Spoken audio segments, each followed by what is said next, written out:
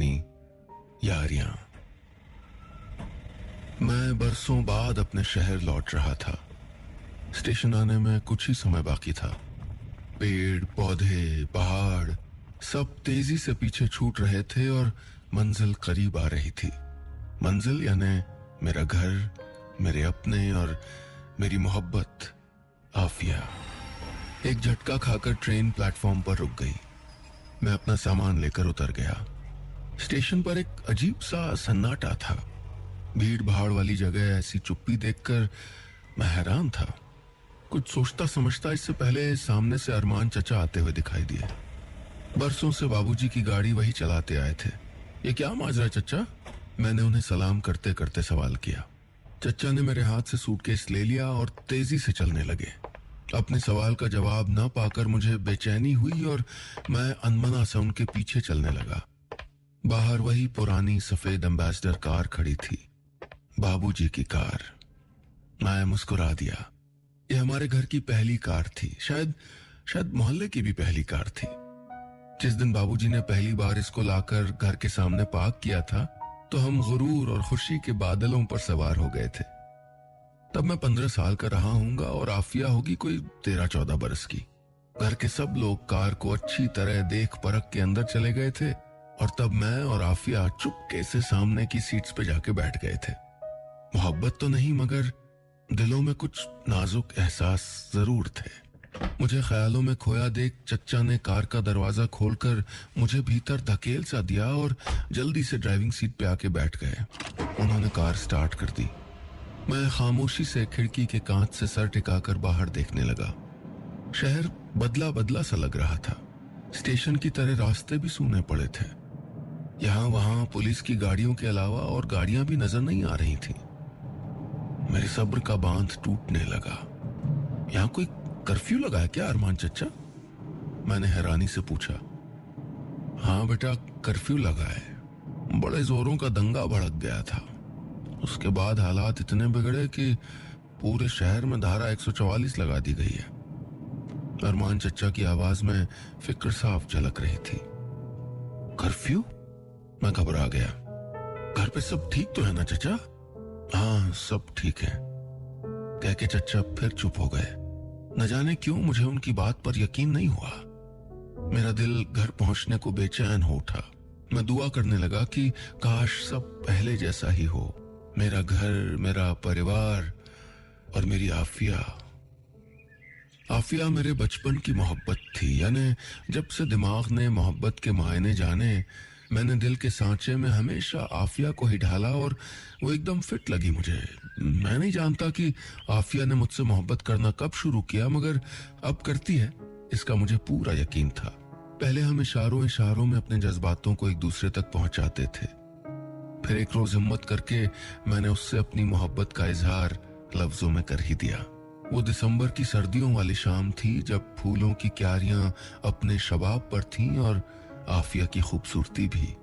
मैंने उसके झीने दुपट्टे से उसके गालों को गुलाबी होते देखा था। उस रोज सब कुछ कह डाला था मैंने, अपनी मोहब्बत के बारे में, अपने ख्वाबों के बारे में और उसकी और अपनी जिंदगी को लेकर अपने इरादों के बारे में। और वो पलक झुकाए चुपचाप सुनती रही थी। ऐसी ही थी आफिया, एक खामोश खोई खोई सी लड़की। उसका घर हमारे घर के ठीक पड़ोस में था। उसके अब्बा यानी जावेद चचा बाबूजी के सबसे गहरे दोस्त थे। उसके पहले उनके अब्बा और मेरे दादा भी दोस्त थे। हमारे घर और धर्म जरूर अलग थे मगर हम रहते एक ही परिवार की तरह थे। बाबूजी सरकारी नौकरी पर थे और जावेद चचा एक छोटा सा स्कूल चलाते थे। काम से फारिग होकर शतरंज की बाजियां जमाना उन दोनों का पसंदीदा टाइम पास था। इन दो घरों के बीच दीवारें जरूर थीं, लेकिन ऐसा कुछ नहीं था जो दोनों परिवारों के बीच छिपा हुआ हो। बाबूजी और जावेद चचा जितने अच्छे दोस्त थे उतना ही करीब थीं अम्मा और चच्ची, और मैं, आफिया और मेरी बहन छुटकी भी। मैं आफिया के ख्यालों में गुम रहा और कार घर तक पहुंच गई। भीतर माँ, बाबूजी और छुटकी से मिलने के बाद मेरी नजरें पूरे घर में दौड़ने लगीं। कहाँ है आफिया? वो जानती थी कि आज मैं आने वाला हूं, फिर वो क्यों नहीं आई? घर में पसरा सूनापन मेरे दिल के भीतर बैठता जा रहा था। मुझे याद आया कि 5 बरस पहले जब मैं आगे की पढ़ाई के लिए यूएस जा रहा था तो ऐसी ही बेचैनियां थी हमारे दिलों में। एक एक घबराहट, एक अनमनापन था जो बार बार मुझे जाने से रोक रहा था। मोहब्बत में यूं जुदा हो जाना मुझे बहुत अखर रहा था। मैं बार बार उसको कसमें दिलाता रहा कि वो मेरा इंतजार करेगी। न जाने कितने वादे हमने एक दूसरे से किए थे कि हम कभी नहीं बदलेंगे। सारी दोपहर हम घर के पिछवाड़े लगे पीपल के तने से पीठ टिकाए कभी कुछ कहते, कभी सुनते और कभी यूं ही खामोश बैठे रहते थे। मैं सोचने लगा कि उसको अपनी कस्में और मेरे वादे याद होंगे भी या नहीं। मैंने सन्नाटे में डूबे घर का कोना कोना छान मारा। मैं जानना चाहता था कि आफिया कहाँ है, मगर कैसे पूछूं, किससे पूछूं? अपने दिल की बेचैनी जाहिर भी तो नहीं कर सकता था। तभी बाबूजी की आवाज आई, प्रशांत। मैं जाकर उनकी चारपाई के कोने पर बैठ गया। उन्होंने मेरे हाथ पर अपना हाथ रख दिया। मुझे 5 बरस बाद भी बाबूजी का यह स्पर्श एकदम जाना पहचाना लगा। बचपन से ही जब भी मैं परेशान होता हूं तो वो यूं ही मेरे हाथों को अपने हाथों में लेकर बैठ जाते और मुझे लगता जैसे मेरी सारी परेशानियां, सारी तकलीफें धीरे धीरे कम होती जा रही हैं, जैसे मेरा दर्द बाबूजी सोख रहे हों। मैंने आहिस्ता से सवाल किया, जावेद चाचा कहाँ है बाबूजी? जबकि मैं पूछना चाहता था कि कहाँ है मेरी आफिया। मैं नहीं जानता वो कहाँ चले गए, बाबूजी ने हिचकते हुए जवाब दिया। जब शहर में दंगे भड़के तो हालात एकदम बेकाबू हो गए थे। हमने घर का दरवाजा कस के बंद कर लिया था। माँ बोली, बाहर से आता शोर सुनकर हम कांप रहे थे बेटा, और उसी शोर में जावेद दरवाजा खटखटाता रहा, हमें पता ही नहीं चला। बाबूजी ने कहा, अगर हम जानते कि बाहर जावेद और उसका परिवार है तो क्या यूं अनसुना करते उस आवाज को? मैं जानता था कि बाबूजी दंगाइयों के डर से कभी भी जावेद चचा और उनके परिवार के लिए अपने घर के और अपने दिल के दरवाजे बंद नहीं कर सकते थे, कभी नहीं। बाबूजी हारी हुई आवाज में कह रहे थे, जावेद ने मुझे गलत समझा प्रशांत। वो मुझसे नाराज है, बहुत ज्यादा नाराज। वो ऐसे बोल रहे थे जैसे उन्होंने कोई अपराध किया हो। मैं उसे नहीं रोक पाया बेटा, शायद वो रुकना ही नहीं चाहता था। कहते कहते बाबूजी खामोश हो गए। माँ बताने लगी, जब वो अपने घर में ताला डालकर जा रहे थे तो हमने उन्हें बहुत समझाया, मगर जैसे वो समझना ही नहीं चाहते थे। मैंने उनके हाथ पर अपना हाथ धर दिया। अब शायद मेरी बारी थी कि मैं उनकी परेशानियां, उनकी तकलीफें किसी भी तरह कम करूं, पर कैसे ये मैं नहीं जानता था। शहर के माहौल से मैं खुद परेशान हो उठा था। बीते दिन कितने सुंदर थे। हमारे भीतर बचपन को विदा करके अभी अभी जवान हुए दिलों की मासूमियत थी और मैं पक्का मजनू हुआ जा रहा था। एक साथ रोमांटिक उपन्यास पढ़ना, बात बेबात में ठहाके लगाना, एक दूसरे को देखकर फिल्मी गाने गुनगुनाना, चच्ची के पकाए रेशमी कबाब और माँ के हाथ की कचौड़ियों को सबसे छिपकर एक ही थाली में खाना। ऐसी ही न जाने कितनी यादें इस घर और आफिया से जुड़ी थीं। मेरे दिल ने चुपके से एक दुआ पढ़ ली कि काश इन दो परिवारों और मेरे और आफिया के बीच का रिश्ता पहले जैसा हो जाए। मेरे घर पहुंचने के बाद एक पूरा दिन बीत चुका था। जावेद चचा सचमुच वापस नहीं लौटे थे। आफिया की कोई खबर नहीं थी। पड़ोस के घर में और मेरे दिल में सन्नाटा पसरा हुआ था। उम्र भर एक परिवार की तरह रहने वाले दो घरों के बीच आस्थाओं की, धर्म की दीवार खड़ी हो गई थी। मैं नहीं जानता था कि इस हादसे के बाद मेरा और आफिया का रिश्ता इश्क के तराजू पर तौला जाएगा या धर्म के। आज के पहले मेरे और आफिया के बीच में यह बात कभी नहीं आई कि उसका और मेरा खुदा अलग है, और बाबूजी और जावेद चचा तो हर मायने में एक दूसरे के करीब थे। कलफ लगे सफेद लखनवी कुर्ते पायजामे में सजकर वो सुबह 7-7 घर से निकलते थे। चचा मस्जिद और बाबूजी मंदिर की ओर चले जाते थे। सारे त्योहार हम साथ मनाते थे। ईदी पर मेरा और छुटकी का भी बराबर का हक होता था, और होली में सबसे ज्यादा रंगों में सराबोर मैं आफिया को ही करता था। दोनों घरों का एक ही तो मजहब था, मोहब्बत। बाबूजी और जावेद चचा की यारी की तो मोहल्ले भर में चर्चा होती। वो राजनीति से लेकर सामाजिक और धार्मिक सभी मसलों पर धुआंधार बहस करते। कई बार होता कि उनके विचार टकरा जाते, मगर दिलों में कभी दूरियां नहीं आई। सच कितने अच्छे दिन थे वो। बचपन में छुटकी और आफिया को साथ साथ पढ़ाने का जिम्मा मेरे सर था। मैं शुरू शुरू में ये काम सिर्फ बड़ों का आदेश समझकर करता था, लेकिन जब दिल जवान हुआ तो जी करता था कि मैं हर वक्त आफिया को पढ़ाता रहूं। और शायद वो भी यही चाहती थी। वो मेरे और आफिया के इश्क के शुरुआती दिन थे। मैं पढ़ाते वक्त एक कड़क मास्टर बनने का ढोंग करता। आफिया गलती करती तो पहले उसको सख्ती से टोकता, सजाएं तय करता, फिर माफ करके उसके दिल में अपनी छोटी सी एक जगह बना लेता। मुझे देखना है बीते सालों में वो जगह अभी भी बाकी है या नहीं। बाबूजी ने जो घर के दरवाजे नहीं खोले, तो क्या जावेद चचा और आफिया ने भी अपने दिल के दरवाजे बंद कर लिए, मेरे लिए भी? मुझे याद है कि पढ़ाते वक्त मैं एक पतली सी छड़ी उठाता और आफिया डर कर अपनी हथेलियां आगे कर देती। उसकी एक हथेली के ठीक बीच में एक काला तिल था। सौभाग्य का तिल, माँ कहती थी। उस तिल पर नजर पड़ते ही मैं अपनी छड़ी पीछे कर लेता और छुटकी की नजर बचाकर उस तिल को अपनी उंगलियों से छू लेता। मुझे देखना है कि सौभाग्य का वो तिल उसकी हथेलियों पर अब भी है कि नहीं। अपने शहर और परिवार के हालात देखकर मैं बुरी तरह घबरा गया था। दो परिवारों में आई इस दूरी पर मेरी मोहब्बत दांव पर लग गई थी। शहर में बहुत सख्त कर्फ्यू था, सब कुछ ठप पड़ा था।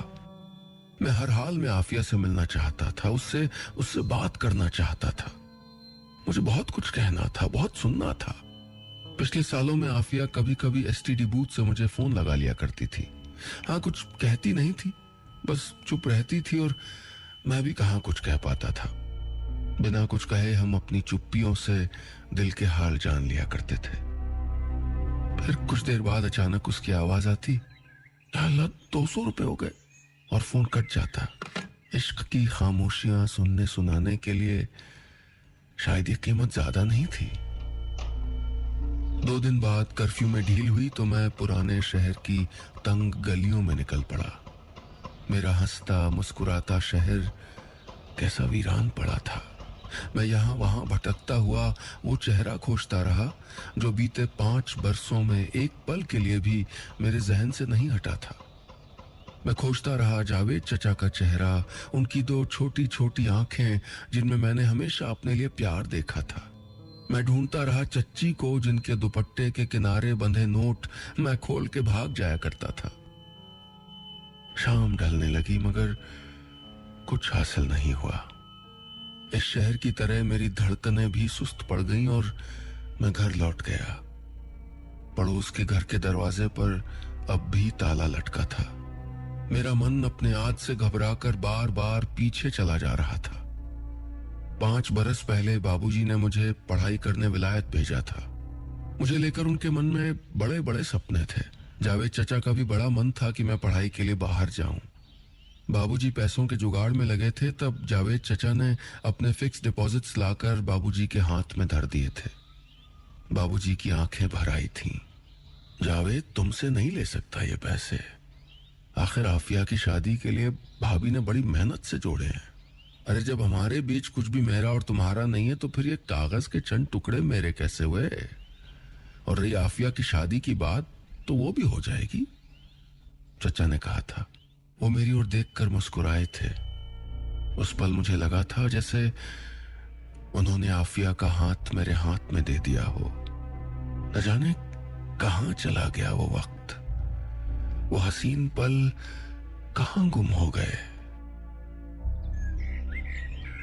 कुछ दिनों में शहर यूं शांत हो गया जैसे उन दंगे फसादों के लिए खुद ही शर्मिंदा हो। मैं सारा दिन बारी बारी शहर की और अपनी यादों की गलियों में भटकता रहता। आफिया यादों में तो हर जगह थी, मगर शहर में उसका कोई पता नहीं चला। मैं फिर खाली हाथ घर लौट आया था। बाबूजी ठंडी सांस भरकर बोले, कितने अफसोस की बात है प्रशांत, वक्त हम अपने घर में अपनों को ही पनाह नहीं दे पाए। बात सचमुच बहुत अफसोस की थी। आफिया कहीं नजर नहीं आ रही थी। वो मुझसे दूर जा चुकी थी। ठीक ऐसे ही 5 साल पहले जिस दिन मुझे जाना था, उस दिन भी आफिया कहीं नजर नहीं आ रही थी। फिर शाम के धुंधलके में अचानक आकर उसने मेरी बाहों में एक तावीज बांध दिया था। उसकी उंगलियों का हल्का सा छू जाना मुझे अब तक याद है। मैंने धीरे से मुस्कुराते हुए पूछा था, क्या फूंक मार के लाई हो इसमें? उसने बड़ी संजीदगी से कहा था, बस मुट्ठी भर दुआएं हैं। दुआएं मेरे लौट आने की? मैंने पूछा था। तुम्हारी खैरियत की, उसने जवाब दिया था। इतने साल विलायत में रहने के बाद मुझे आफिया की वो मुट्ठी भर दुआएं ही तो वापस खींच लाई थी। मुझे अफसोस हुआ कि मैंने आफिया के बाजुओं में तावीज क्यों नहीं बांधा था। अगले दिन सुबह मैं और बाबूजी बाजार से लौट रहे थे कि गली के मोड़ पर अचानक जावेद चच्चा मिल गए। आफिया भी साथ थी। कुछ पल को जैसे सारी कायनात बर्फ हो गई थी। हम चारों वहीं वहीं खड़े रह गए थे। मैं दुआ सलाम भूलकर चचा के गले लग गया। आपको कितना खोजा चचा, न जाने कहां कहां क्यों चले गए थे आप घर छोड़ के? मैं बड़बड़ाते हुए बोला। बाबूजी खामोश खड़े रहे। मुझे देखकर चचा भी जैसे भूल गए कि वो बाबूजी से नाराज हैं। उन्होंने मुझे अपने सीने में कस के भींच लिया। मैंने धीरे से उनके कान में फुसफुसा के कहा, बाबूजी ने 3 रोज से खाना नहीं खाया है। शतरंज की बाजी टेबल पे अब भी जमी है और माँ और चुटकी का आफिया के बिना दिल नहीं लग रहा है। घर लौट आइए ना जावेद चचा।